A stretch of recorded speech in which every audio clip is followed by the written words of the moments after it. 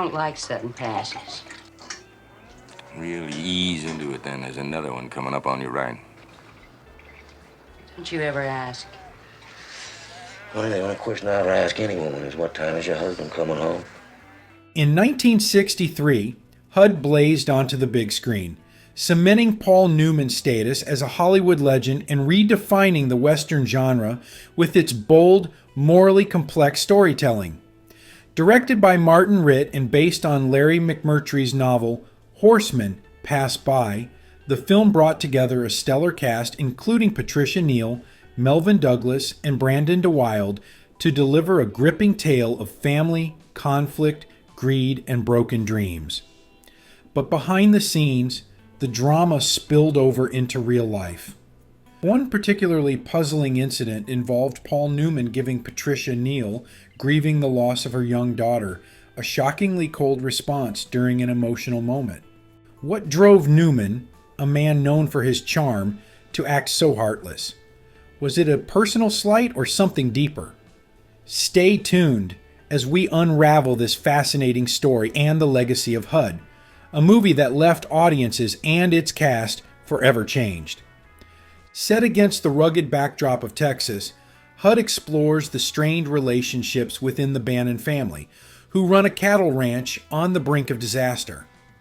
Melvin Douglas plays Homer Bannon, a staunchly principled patriarch, while Paul Newman's HUD Bannon is his arrogant, self-centered son.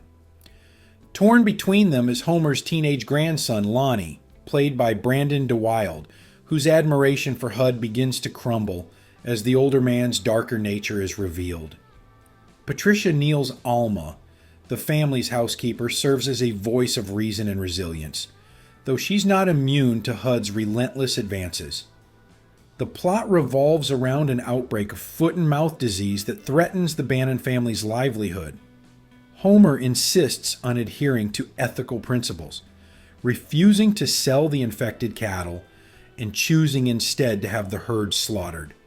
HUD, ever the opportunist, proposes selling the tainted herd to unsuspecting buyers, sparking a fiery clash of morals between father and son.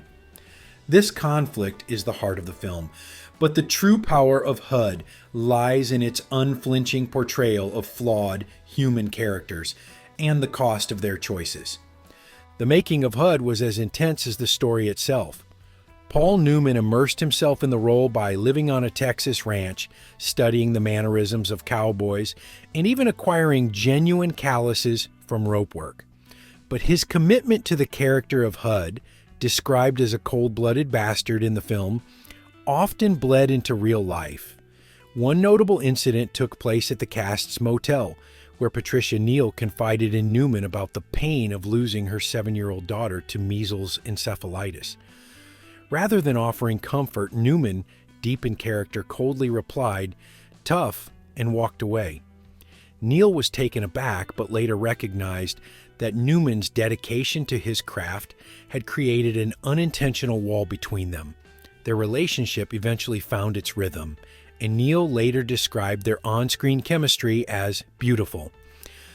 The production was filled with other notable moments and creative decisions. Patricia Neal's performance as Alma was so powerful that she won an Oscar despite having only 21 minutes of screen time, making it the shortest performance to ever win a Best Actress award. One of her standout scenes, where she swats a horsefly while delivering a line about her failed marriage, was entirely improvised. Director Martin Ritt was so impressed that he included it in the final cut.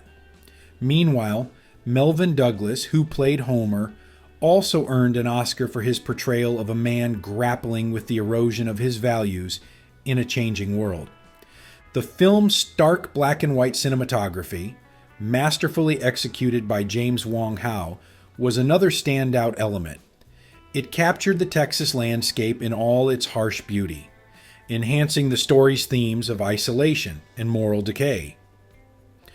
Howe, who considered HUD his best work, used deep contrasts and shadows to create a visual language that mirrored the characters' inner struggles. Interestingly, HUD was originally conceived as a character study about Lonnie, the grandson, But screenwriters Irving Ravetch and Harriet Frank Jr. shifted the focus to HUD, transforming him into a deeply flawed antihero. Paul Newman's magnetic performance made HUD a fascinating enigma, a man whose charm and swagger masked a core of selfishness and moral rot. Newman later expressed surprise at how audiences idolized HUD, with young fans plastering posters of the character on their walls, seeing him as a rebellious hero rather than the scoundrel he was meant to be. The housekeeper character, Alma, also underwent significant changes in the adaptation from McMurtry's novel. In the book, she was a black woman named Halmea, and HUD's relationship with her was far darker and more violent. Director Martin Ritt felt that 1960s audiences weren't ready for such a storyline, so Alma was reimagined as a white woman, and her interactions with HUD, while still troubling, were softened. Back on set, the mood was professional but heavy, reflecting the introspective natures of the cast. Brandon DeWilde, who played Lonnie, was often described as moody and distracted, while Patricia Neal carried her personal grief into her work. Newman, typically outgoing, remained reserved and focused, embodying HUD's aloof arrogance even when the cameras weren't rolling. The title of the film underwent multiple revisions before landing on HUD. Early drafts carried names like Wild Desire and HUD Bannon Against the World, emphasizing the character's rebellious streak. In the French version, HUD was renamed Ted because French speakers found it easier to pronounce, a small but amusing footnote in the film's legacy. As for that unforgettable moment between Newman and Neal at the motel, it's now seen as a testament to Newman's method acting and the lengths he went to embody HUD's cold, selfish nature. While the incident shocked Neal initially, it ultimately fueled the raw emotion in their performances, particularly in scenes where Alma confronts HUD's relentless advances. Neal later admitted that despite the rocky start, working with Newman was a transformative experience. HUD remains a masterpiece, not just for its searing drama and unforgettable performances, but for the way it captured the shifting cultural landscape of the 1960s. The film's exploration of ambition, morality, and the generational divide continues to resonate, making it a timeless classic. Now it's time to hear from you.